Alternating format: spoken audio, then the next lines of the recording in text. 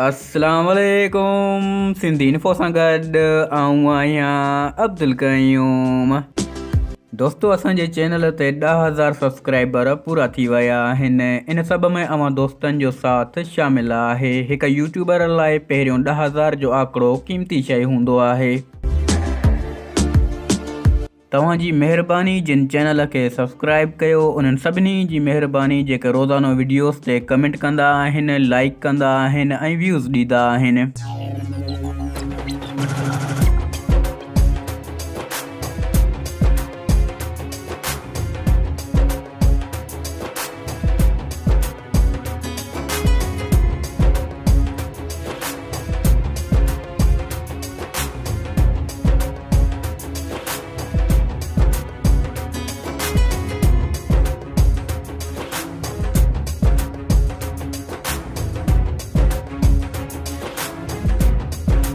कुछ दोस्त मूंखां कुछ सवाल बि कनि था, उन्हनि सवालनि जे जवाब ॾियण जी कोशिशि कयूं था।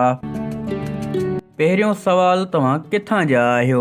दोस्तो, मुंहिंजो शहर ॾेहरकी आहे। हिकु ॻोठ में रहां थो, ज़िलो घोटकी। शहरयार खान शहर खे तव्हां सुञाणींदा हूंदव, मां उन जे ई ॻोठ में रहां थो। ॻोठ सरदार मोहम्मद खान शहर बेरूटा ऐं मुंहिंजी ज़ात बि शहर आहे।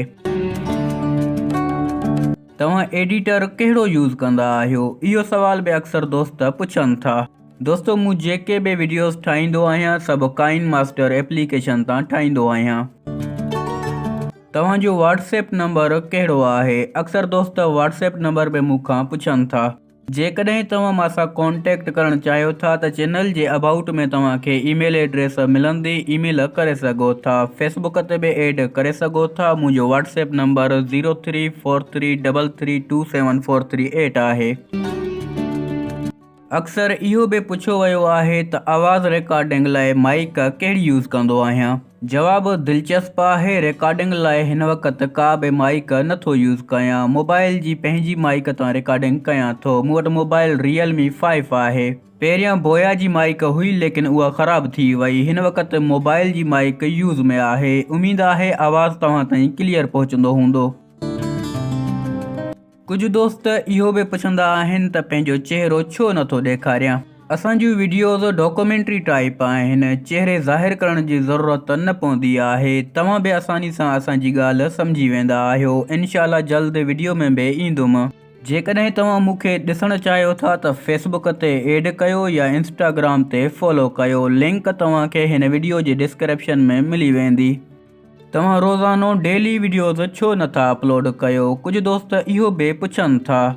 दोस्तो, यूट्यूब वॾी महिनत घुरे थो। हिकु बहितरीनु टॉपिक ॻोल्हणु, उन ते रिसर्च करणु, स्क्रिप्ट ठाहिणु, पोइ वीडियो तयारु करणु टाइम लॻी वेंदो आहे। कोशिशि हूंदी आहे हफ़्ते में लाज़मी हिकु वीडियो अपलोड कजे। तव्हां बि टॉपिक सजेस्ट कंदा कयो जीअं कम में आसानी थिए।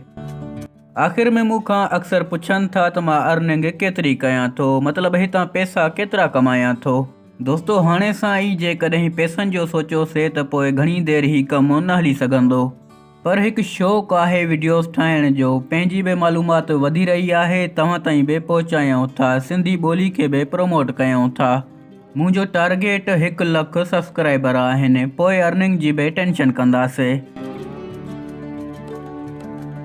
दोस्तो, हिकु दफ़ो ॿीहर हथ ॿधी तव्हांजी महिरबानी ईअं ई सपोर्ट कंदा रहो जीअं 1 लख सब्सक्राइबर जो टारगेट पूरो थी वञे।